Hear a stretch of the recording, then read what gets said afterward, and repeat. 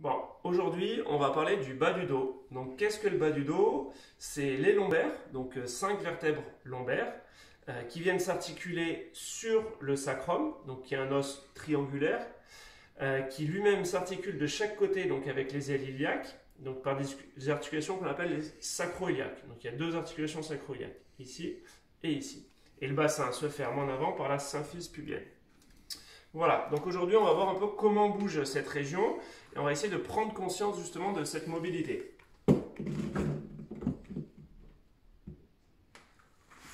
Alors dans un premier temps, on va se mettre en position allongée, jambes tendues, ce qui va nous permettre de prendre conscience un peu des points d'appui qu'on a au niveau du sol. Et on va particulièrement cibler donc notre ressenti sur la région lombaire et le bassin. Donc dans cette position, on doit sentir le point d'appui qui est plutôt au niveau du sacrum, donc l'os triangulaire. Ensuite, et donc en fonction des gens et en fonction de notre cambouis, on doit sentir quand même au niveau des lombaires que c'est un petit peu creusé. On appelle la lordose lombaire. Ensuite, on va venir plier les jambes et là on va sentir les points d'appui qui changent. On doit sentir que les lombaires sont un peu plus plaqués contre le sol.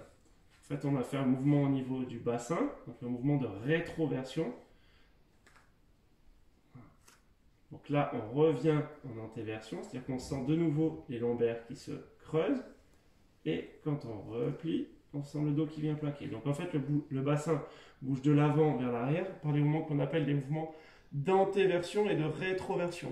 Donc en antéversion, le bassin bascule vers l'avant, les lombaires se creusent. Et en rétroversion, le bassin bascule vers l'arrière et les lombaires viennent se plaquer. Voilà, donc une fois qu'on a bien senti ce mouvement, on va pouvoir placer une main sous le dos, donc au niveau des lombaires, et on va venir sentir les appuis. Donc on va essayer de plaquer le dos contre les mains par un mouvement de rétroversion, et ensuite on essaie de creuser, c'est-à-dire qu'on fuit le contact du dos contre les mains, et on creuse le dos. Donc là c'est un mouvement d'antéversion, c'est-à-dire que quand vous rétroversez, donc mouvement de rétroversion, on vient plaquer, mouvement d'antéversion, on creuse. Voilà, donc en fonction des gens, on n'a pas tous la même mobilité. Il y a des gens, vous allez voir, on a une petite mobilité, donc on ne va pas sentir des grands mouvements. Donc l'idée des exercices d'aujourd'hui, ça va être de prendre conscience petit à petit de ces mouvements, de travailler sans douleur pour retrouver un peu de mobilité dans cette région. Voilà. Donc les gens pour qui c'est difficile, qui ont du mal à sentir le mouvement, on peut déjà partir dans cette position. Donc on met une main dessous pour contrôler et on va venir ramener une jambe vers soi. Donc là on va mobiliser un hémibassin. Ici c'est l'hémibassin gauche. Donc là on sent le mouvement et on revient. Donc on sent que quand on plie la jambe, on a les lombaires qui viennent plaquer. Ensuite on peut faire la même chose avec l'autre jambe. Une jambe après l'autre. Pareil. On essaie de bien ressentir le mouvement. Après, on peut faire avec les deux jambes. On ramène une jambe, on ramène l'autre. Donc là, on sent les lombaires qui plaquent bien. Et on redescend une jambe et l'autre après. On ne redescend pas les deux jambes en même temps pour ne pas tirer dans le dos. Donc on prend bien conscience de ces mouvements. Et on repose doucement. Voilà, une fois qu'on a pris conscience, on peut se remettre donc en position jambes fléchies. Et essayer de venir sentir donc, cette mobilité du bassin en antéversion et en rétroversion. On va pouvoir se servir de la respiration pour faire cet exercice. Donc déjà, on va placer ses mains en écoute. Une main dessous, une main dessus. Et on va essayer de bien respirer donc avec le ventre. Donc on va inspirer. Quand on inspire, c'est quand on prend l'air, on gonfle le ventre. Et on expire ensuite, donc on souffle en rentrant le ventre. Et les mains ne bougent pas, on va juste sentir ce qui se passe. Donc on inspire. Et on expire.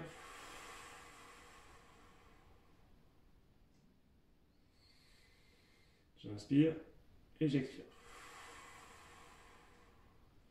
Et là, vous allez sentir qu'au moment où vous inspirez, donc que vous gonflez le ventre, vous avez aussi un mouvement d'antéversion du bassin, donc la colonne se creuse, les lombaires se creusent, et au contraire, quand on souffle et qu'on rentre le ventre, on va sentir les lombaires qui viennent plaquer contre la main, donc un mouvement de rétroversion, c'est-à-dire que quand on inspire, Donc le ventre gonfle et les lombaires se creusent. Et quand on expire, on rentre le ventre et les lombaires viennent se plaquer.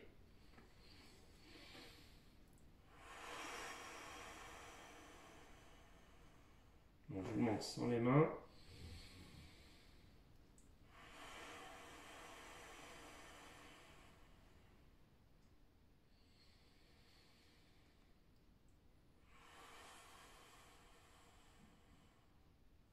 Voilà. Donc c'est important, c'est intéressant de travailler la respiration en même temps que vous faites les exercices, car ça permet de donner un rythme et ça permet aussi de bien se relâcher. Hein.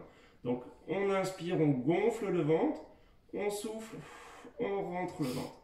Et on travaille, donc en même temps, on essaie de bien se concentrer sur les mouvements qui se passent au niveau du bassin et des lombaires. Voilà.